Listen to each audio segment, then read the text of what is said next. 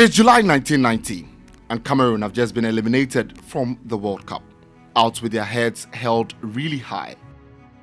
Every one of them, including Benjamin Massing, Thomas Nkono, the goalkeeper, Francois Omombiik, Cyril Makanaki, and the side's talisman, Roger Miller. Miller, in an interview, was asked about how he felt about Cameroon and whether they had managed to change naive perceptions of African football. Miller's answer was simple: just wait for Ghana.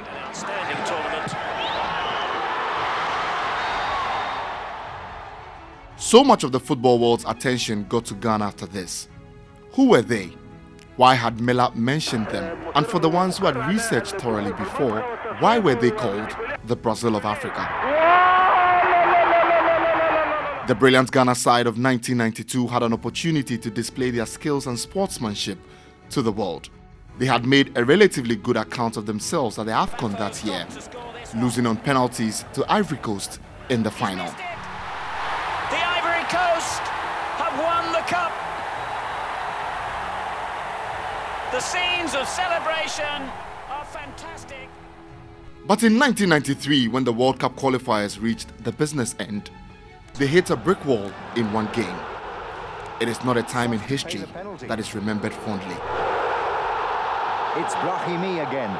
The forward from the local club strikes once more to make it 2-1. Algeria are in dreamland, and Ghana's German coach can't believe it.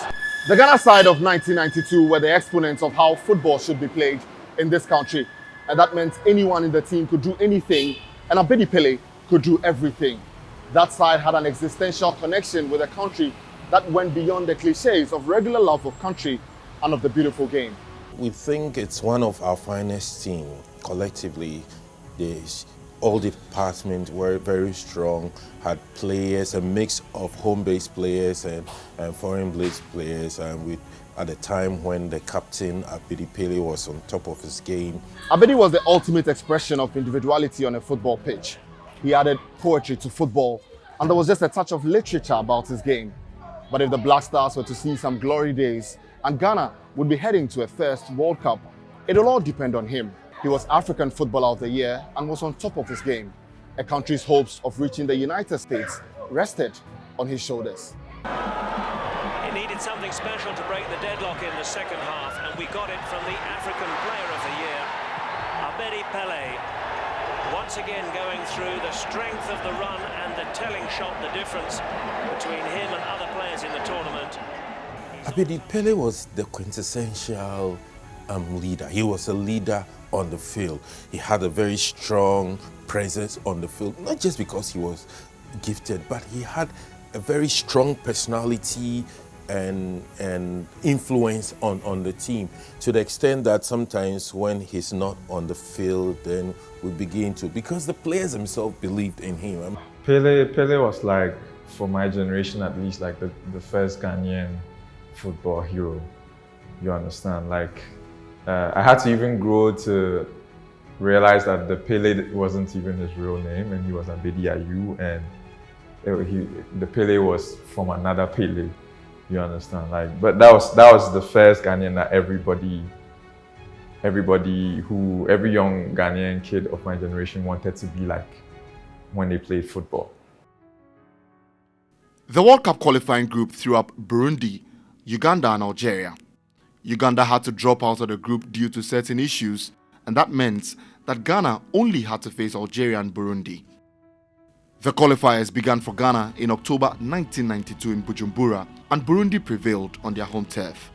Surprise, surprise for Ghana, but the intent was clear that the qualifying phase was not going to be easy for the Black Stars. 2 goals from Prince Opokupoli and Kwame Ayew gave Ghana a 2-0 win over Algeria in Accra. The Black Stars looked back in control of their own destiny. After Algeria's draw with Burundi, the stage was set for a revenge match against the East Africans, and Abedi Pele stepped up.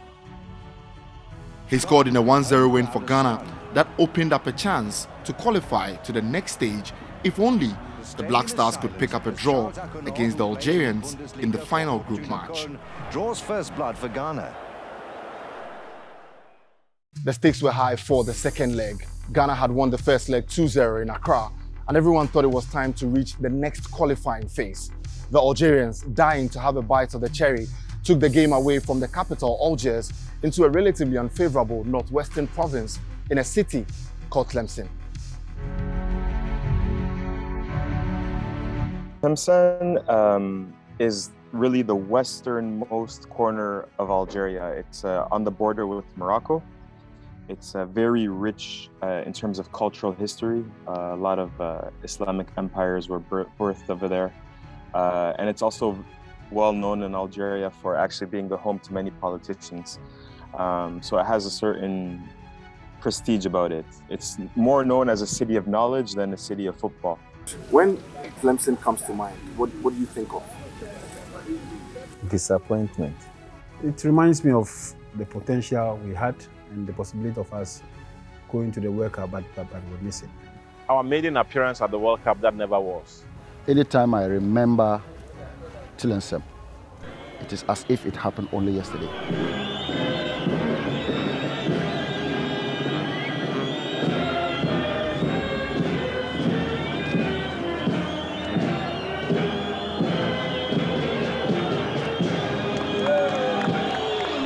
In the period running to the game, we were all very skeptical because a year or so before, the national under-20 had beaten the Algerian national under-20 in Accra.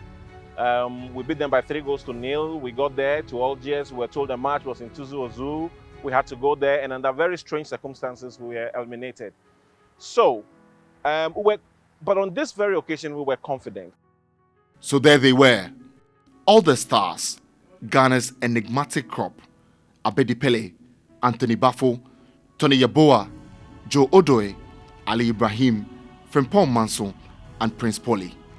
Ghana's German coach Otto Pfister's idea was to add sparkle to his formidable side, so he threw a young Siki Akono into the mix. The fans in the packed 25,000-seater stadium were hovering, and the whole place was incredibly loud. The day of the game, it was a rainy day. Cold, of course. But these are circumstances, these are situations you will find when you play football. So sometimes we don't use the weather as an excuse. But I must say that there wasn't fair treatment. If I cannot speak for anybody, I will speak for myself as the goalkeeper, because I was the goalkeeper. I was the one in the goalpost. And as much as the weather was not the best, the pitch,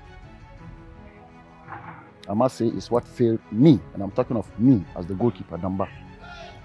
The pitch was so soggy. And I will say to you, without mincing words, that if it was a game of today, it wouldn't have been sanctioned. Another cause was that we had pressmen, cameramen with bazooka cameras, with huge flashes, not less than 10 meters away from the goal line, which is unacceptable today. We're taking pictures left, right, center. The flashes were coming left, right, center. The game was played in the night. So it kept blinding me as to whether it was deliberate or not. It happened. We thought this is the time for us, it's now or never, especially for the likes of the Tourneys and the Peles. So we thought this is now or never. And like I said, we were so overconfident when we got there. We realized, the players we had, there's no way they could beat us. It's a fully packed stadium. It's not a very big stadium, but it's intimate. 15 to 20,000 there it can really feel like they're on your back. The way they're screaming, shouting is fully packed. It was a very rainy day. And ball control was difficult. Our passing game wasn't there, and we kept falling all over the place. And what made it worse, I recall very well flashlights that were coming in from the stands into the face of Aboukari Damba, who was then in goal. We had a goal ahead of them in the early minutes of the game, and so it was a big advantage for us. Of course, because at those days, technology or how football has been advanced, in that sense, was not there. So we were somehow robbed. The circumstances around the game were strange.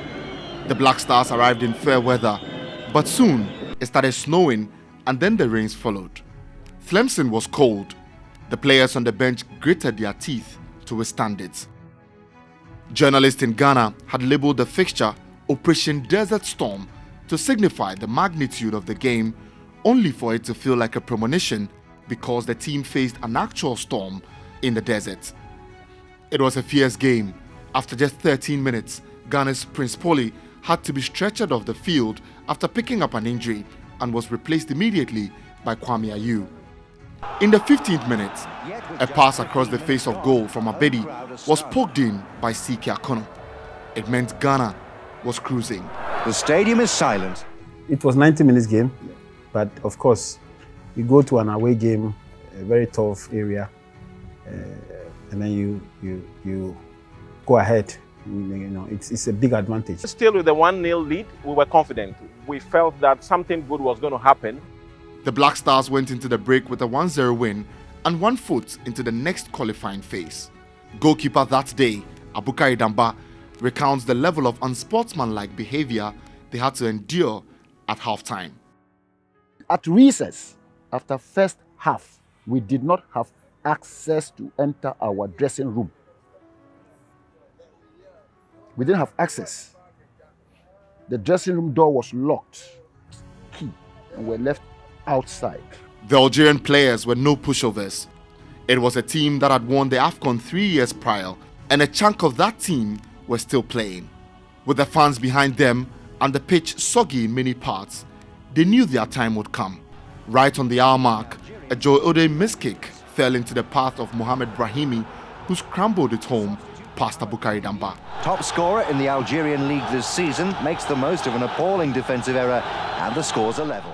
An Algerian team that wasn't bad. I mean, it was a generation.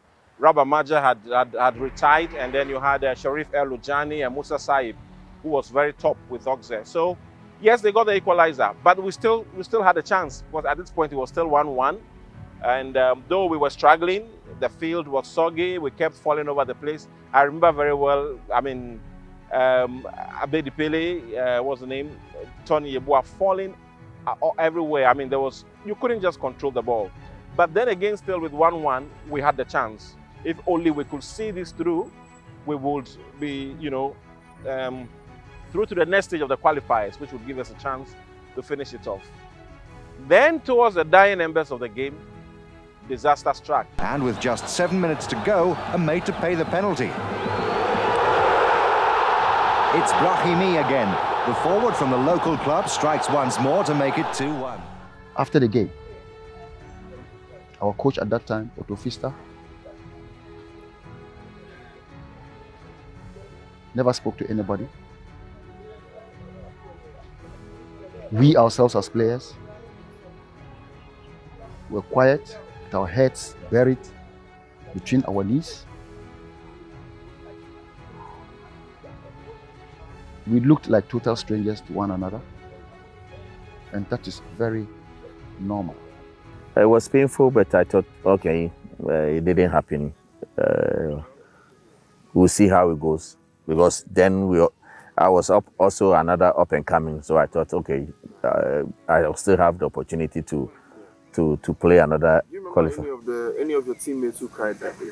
I think the likes of Joe Dwayne and I think Joe Dwayne made a mistake for the hair. So I remember Joe was beating himself very well, and then we saw disappointment in every player's face. But say crying, I can't pinpoint. But Joe Dwayne shed tears because he made the mistake for the, and Damba was really down. Oh, it was hard to take. It was very, very difficult. I remember looking into the face of a friend of mine. Of late, then I asked him, I mean, when again? When? Because, I mean, our dads didn't witness a World Cup. We felt that this was the time to make it, but it didn't happen. For a player like Damba, this was hard to take. He was not Ghana's first choice goalkeeper at the time. He He was thrown into that game after a good run of club form. I had a very terrible time on the pitch because my feet were nearly almost soaked in water. The water was very cold. My legs were almost freezing point. And naturally, as a human being, I need blood to flow through my veins to keep me active. But my legs were so dead, if I may use that word. That movement was a difficult thing. Damba tells me it hit him differently because there were scouts from Paris Saint-Germain in that stadium that night to watch him, and he produced one of his worst performances ever. It still haunts him 29 years after the ordeal. The man in goal that night had to bear the brunt twice, costing his country and his career at the same time. A singular man, for better or worse. Our hopes were so high. We knew we were going to qualify for the World Cup. And sometimes also overconfidence can lead to some of these things. As the goalkeeper who was supposed to save the team and had such an abysmal performance, a poor performance, unexpected and uncharacteristic of me, I was the most disappointed. So driving through the city, Accra has changed a lot since 1993. People have grown, the city has developed a bit more, the music has changed, and football has definitely gotten better. But the pain of Tlemcen still rests in the underbelly of many of the country's older football fans. Some of us thought we had a side that would have made a statement, not just to advertise the Ghanaian brand of football, but would have made the world realize that African football had arrived. If it had been now, I don't think that would be, probably CAF would be more in the decision making where the match should be played, and all that. If you had a chance to do Tlemcen all over again, what would you do right? I think wear the right shoes. Simple, wear the right shoes. Take the right shoes along. Because majority of us were wearing rubber studs, and then when we came back and the field was full of water, and then they were wearing hard studs. Only one player can wear rubber stud and do magic. It's Abedi Pele. There have been so many conspiracy theories since that game was played an odd 29 years ago. There's one that says the Algerians intentionally watered the pitch at halftime to make an already soggy pitch worse. Issues of match manipulation amongst some of Ghana's players, and the thoughts of why the game was taken to Tlemcen in the first place. But whatever it is, the fact still remains that Ghana just couldn't do enough to reach the World Cup in 1994. I tell you, it's well and good, but it all happened, it's past. We only learned lessons, and useful lessons. I feel bad for him because it would have really been completed like his whole legend, because he won the European Cup, right? So if he was at least able to have gone, it would have been a beautiful thing. Do you regret not playing in the World Cup? Is this something that... It's a moment of time, If I regret, what about Pele? Abedi Pele? A big star like him is, but it's a moment of time. They are all part of the struggle. I am among the privileged young Ghanaians to have seen the country qualify for several World Cups. But I can't help but feel sorry for my dad's generation and the generation before that, my granddads, who claim their teams were even more talented than these ones. There have been many debacles, and Ghana as a country has particularly not lived up to her name as a football nation. It has just been one degree of disappointment after the other. So whenever you hear Tlemcen, just know the bit of history attached to it.